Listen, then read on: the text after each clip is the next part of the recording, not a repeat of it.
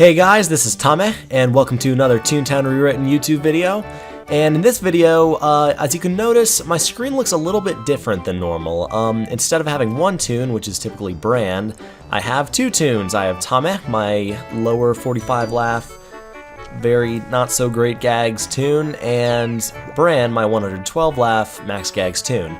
So the reason I'm doing this, as you can see by the title, I'm going to teach you guys how to train effectively in an invasion in a building with two toons. Now, a lot of people think that they can get decent training points by using 4 toons or more toons, or just by going willy-nilly into buildings and expecting to get something valuable. But with enough coordination and like a plan in mind for each floor and each set of cogs that you face, you can actually reap far more experience points than you possibly would by just going in with some randoms. So anyway, the reason I'm using 2 toons, like I said earlier, is because you can just keep it to a low number and not have to deal with more people using more gags. Therefore, each person gets more points.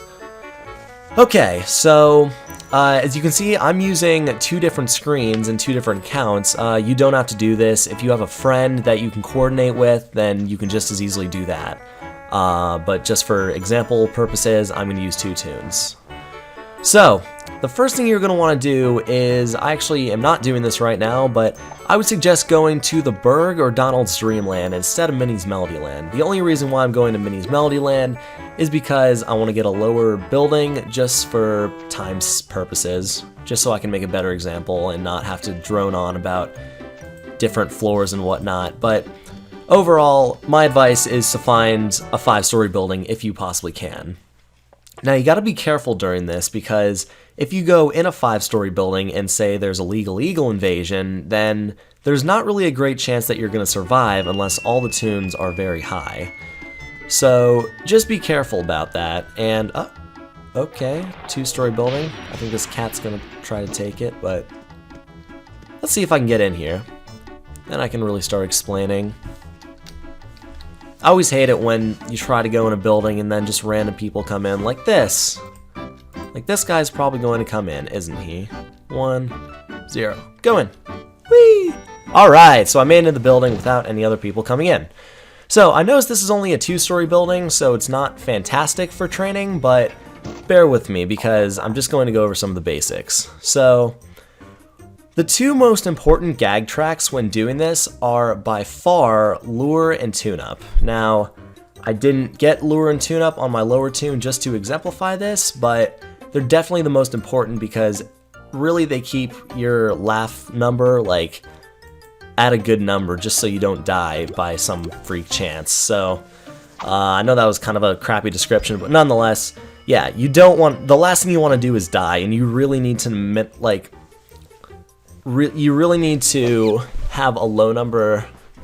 I don't know what I'm saying. Basically, you don't want to get hit a lot because there's going to be a lot of chances for you to get hit in this by the way that you're going to train. So, the way that you want to train is you want to take as many hits as possible to kill the cog. Now, I know this may seem pretty self-explanatory, pretty obvious to some people, but you would be surprised how many people just destroy cogs with their strongest gags and call it training, because that is not what you want to do. You definitely want to take your time and see, you're going to take some hits, so that's why you need to have good tune-up and good lure, so you can lower the amount of hits that you have.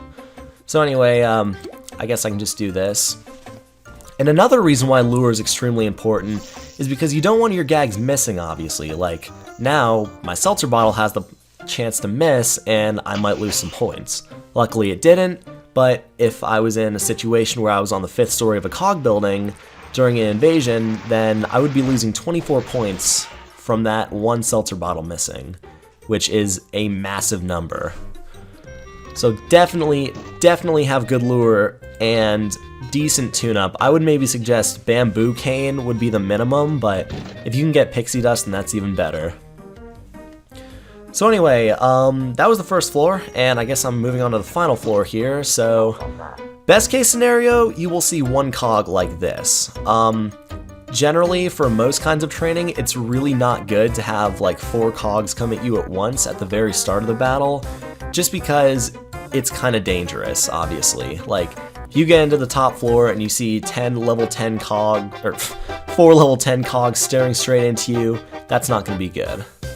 So here I'm going to use Hypno and Lure. So the reason I'm doing this is if I were training Lure, then I would want to use Hypno on the higher tune with my lower gag on my lower tune in order to make the accuracy a little bit better. I know there's a lot of controversy about Lure accuracies and how they add up and stack up and whatnot, but I believe that this is the best strategy because it does, I don't know if it averages out or not, but it does add a little bit to the accuracy, so you will get some sort of help and the lower tunes Lure will have a better chance of hitting.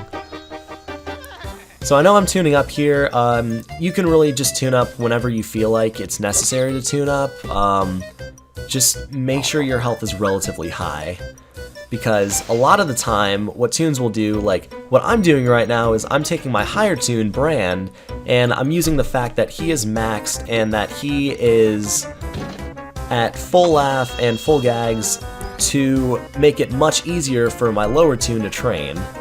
And I know some might call this carrying your tune through the game, but if it's your own tune helping your own tune, or just a friend helping you, then there's nothing wrong with that. So anyway, as you saw earlier, I tried to lure as fast as possible before the other cogs came out. That is just so you can get more points, because if I were to lure all 3 of them at once, then I would lose 12 points from my lure training. So now that we got all 3 cogs lured, you always want to take out the cogs that you lured first. This is just so they don't wake up and you don't lose experience. Now, even though I used Hypno and Big Magnet and secured these cogs for about 7 rounds if my math is right, you still don't want to chance it. So with that cog dead, it doesn't look like any others are coming out. So if you're training Lure specifically, then a good strategy is, well, if you're not going for any other points, is have a tune who has sound. Like, any low sound will help. Looks like I'm getting some lag here, but there we go. The lowest sound that Brand has right now is Auga, just because I don't see any purpose in carrying any bike horns, but the reason you want to do that is because simply it takes the least damage and you can have more chances to lure the cogs. Alright, so I know I'm talking a lot about Lure, but I mean, a lot of the other training strategies are pretty self-explanatory. Like if I want to train Trap, I could take my banana peel and just do this.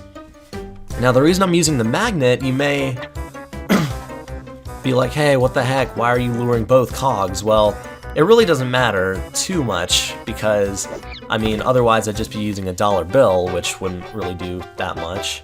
But nonetheless, so yeah, that's essentially how you train Trap. It's really not that difficult. And Throw and Squirt, it's really the same thing. Basically all these soundtracks, like Throw, Squirt, Trap, even Sound, like, you can just lure and use it. Like, there's really nothing else to it.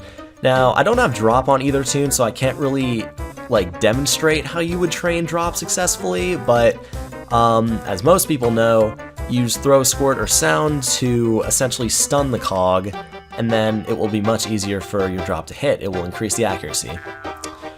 So there's that, and once, I believe right now I can start training Tune-Up.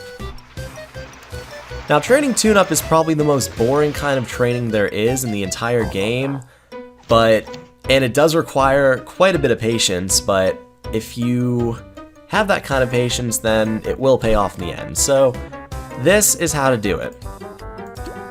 You use Tune-Up, you get healed, and then they attack you, and then you repeat. It is not hard.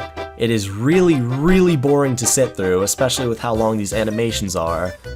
But still, it's worthwhile if you want to train your Tune-Up up, because a lot of people who just kind of plateau once they get to Pixie Dust, when they get to like 100 laugh and they still have that Pixie Dust and they only have 3,000 points in Tune-Up, it's really not going to look that good to other tunes. So you just want to do this again, keep going. And a lot of the time you're just going to be wanting to train one of your tunes Tune-Up, so it can get even more infuriating when the cog, for example, keeps attacking Tommeh. Because when that happens, or when it misses like it just did, then you gotta waste a whole nother turn and just keep passing. So as you can see, this is incredibly boring, and stuff like that, when it just keeps missing, can really get annoying after a while, but you just gotta be patient and sit with it. So anyway, I don't really see any reason to show much more. This is pretty much it. Like I said, two-story building is really not that effective towards training, so I would definitely suggest going to the Berg or Donald's Dreamland. But the problem with this is during invasions, it's really hard to find a building sometimes because it is very common for toons to just swarm to an invasion and get all the good 5-story buildings as quick as possible. Another thing that's difficult about this is the fact that you have 2 toons when you go onto a populated street looking for a 5-story building just to take by yourselves. There's a low chance that you're actually going to find it. Well, maybe, what I mean by that is there's not a low chance that you're going to find the building itself, but there's a low chance that other toons are going to let you go in just because of the nature of some toons. I mean, for example, if you have an 8-year-old child, like, they're not going to listen to you if you say, hey, back off, I'm training. Like, they're just gonna go in because they're gonna be like, oh, it's a building, let's do it. Like, I'm sure there's some courtesy to it, but nonetheless, I mean, it might take a while. And you just gotta really be patient. My favorite streets for training have gotta be Polar Place and Lullaby Lane. The reason for this is Polar Place has a lot of buildings to choose from, and also, another good quirk about it is that little pathway that leads throughout the buildings. If you get to an invasion fast enough, you can just go through there and start looking at the end of the street, like before any other toons even reach there for a building. If you know what I mean, great. If not, you can just look at the layout of Polar Place and kind of map your way through it, and you should be able to understand it. And the other street I said is Lullaby Lane. Now the reason for this is pretty much everyone who goes to Donald's Dreamland when they go for training goes to Pajama Place, just because it's like, leads to Cashbot HQ, it's the main street of Donald's Dreamland. So when everyone else is there, there's not many toons that are on Lullaby Lane in most cases, which leaves you a golden opportunity to go and find a building and get some great training in. Now you may be wondering why I say Polar Place over the other 2 streets in the Berg, and this is simply because there are not as many 5-story buildings in those other streets because the maximum COG level on the streets is 7, whereas in Polar Place and both the Donald's Dreamland streets, the max level of the street COGs is 9, which gives you a lot more chances to find a 5-story building as opposed to a 4, a 3, or even a 2 in some rare cases on Sleet Street or Walrus Way.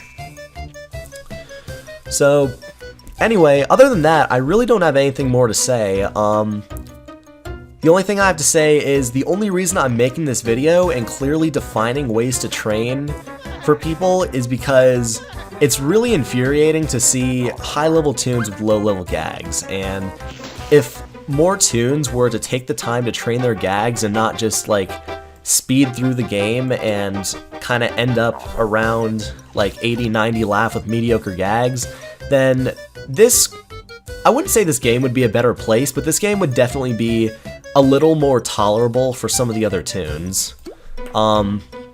Especially like in VP runs, like, it's really not fun to see a 55 laugh toon with very average gags, like with the same gags that Tommeh has. It's really not fun to see a toon like that go in the VP. On the contrary, if you saw a toon with 55 laugh who had maybe 2 level 7 gags, then that would be much more appealing, and I would gladly take that person into my group. So anyway, what I'm just trying to say is that gag training overall will definitely improve your playing experience. You'll die less, you will maybe make some good friends that you can train with, you can use better gags and actually develop like a coherent understanding of battle strategy, and really the benefits are just huge. There's nothing bad about having better gags. I mean, everyone would agree with me on that, I'm sure. So with that, while I still train my tune-up, I think I'm just going to end the video off here because I covered pretty much every point I wanted to touch on. So anyway, thanks for watching. I hope you maybe try to incorporate these training techniques into your own, and go out there and train your gags, Toons. So, see you later.